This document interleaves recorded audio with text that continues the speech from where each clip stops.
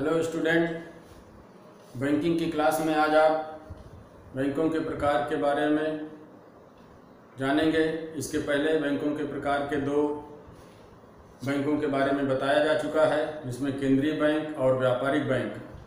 आज आप जानेंगे औद्योगिक विकास बैंक अर्थात भारतीय औद्योगिक विकास बैंक, जिसे हम IDBI बैंक के नाम से जानते हैं।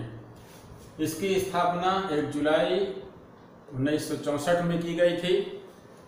यह रिजर्व बैंक की एक सहायक बैंक थी। 16 फरवरी 1976 को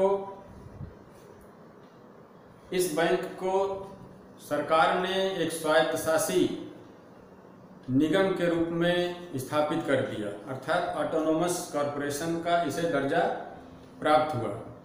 इस बैंक की स्थापना का मुख्य उद्देश्य औद्योगिक विकास की स्थापना तथा राष्ट्र विकास से संबंधित परियोजनाओं की स्थापना में सक्रिय भागीदारी के लिए किया गया था। साथ ही साथ औद्योगिक वित्त की पूर्ति के लिए भी इस बैंक की स्थापना की गई थी। ये मुख्य उद्देश्य था इसका। इस बैंक की स्थापना के लिए वित्त के जो स्रोत थे, उसमें अंशों के निर्गमन के द्वारा, अर्थात अंशों का निर्गमन करके पूंजी इकट्ठा करना। अंश दो प्रकार के होते हैं, पूर्वाधिकार अंश और समता अंश, जिसके आधार पर पूंजी इकट्ठा की जाती है जनता में निर्गमन करके। इस बैंक ने भी अंशों का निर्गमन करके पूंजी इकट्ठा किया।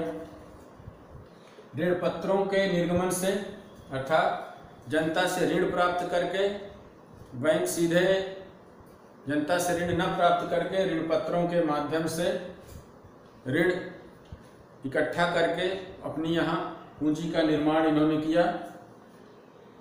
जनता द्वारा जमाएं प्राप्त करके, अर्थात जनता का खाता अपने बैंक में खोलकर विभिन्न प्रकार के खातों के माध्यम से वित्त का इन्होंने निर्माण किया, अर्थात पूंजी का निर्माण किया।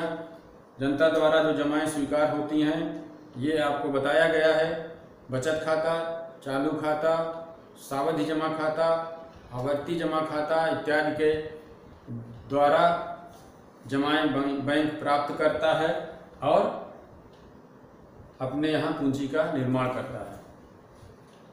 अगला जो है वो सरकारी अनुदान, अर्थात सरकार से अनुदान प्राप्त करके भी ये अपने यहाँ वित्त अर्थात धन का इकट्ठा करते हैं, धन इकट्ठा करते हैं, क्योंकि ये सब स्रोत हैं, इसके साधन हैं जिसके माध्यम से ये पूंजी का निर्माण करते हैं। अंशों के द्वारा, ऋण पत्रों के द्वारा, जनता द्वारा जमाएं प्राप्त करके तथा सरकारी अनुदान के द्वारा। इस प्रकार से औद्योगिक विकास बैंक का वित्त का निर्माण होता है। औद्योगिक विकास बैंक के कार्य के अंतर्गत ऋण प्रदान करना, बड़ी बड़ी फर्म, कंपनी या उद्योगों को ये ऋण प्रदान करते हैं। मध्यकालीन और दीर्घकालीन ऋणों के माध्यम से ये उद्योगों को विकास करने के लिए ऋण देते हैं। ऋण की गारंटी, अर्थात किसी अन्य बैंक से, व्यापारिक बैंक से यदि कोई फर्म, कंपनी लोन लेती है, ऋण लेती है, तो उसकी गारंटी ये बैंक देता है कि यदि फर्म ने, कंपनी ने या किसी औद्योगिक संस्था ने यदि भुगतान नहीं किया तो उसका भुगतान इस बैंक के माध्यम से किया जाएगा।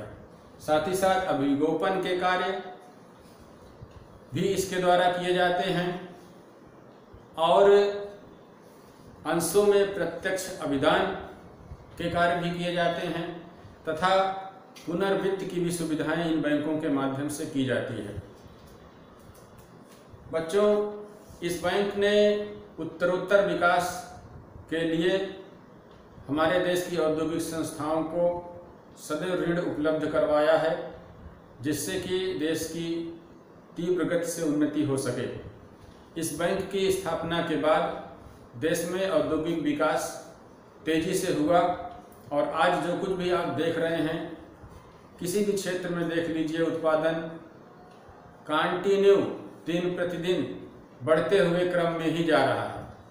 साथ ही साथ इस बैंक की स्थापना से रोजगार के भी अवसर प्रदान हुए, जिससे कि देश में बेरोजगारी की कमी हुई।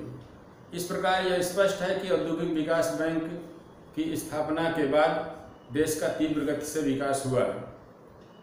ठीक है बच्चों, बैंकों के प्रकार की कड़ी में आगे की जो कड़ी है उसके बारे में आपको नेक्स्ट क्लास में बताया जाएगा। Okay, thank you.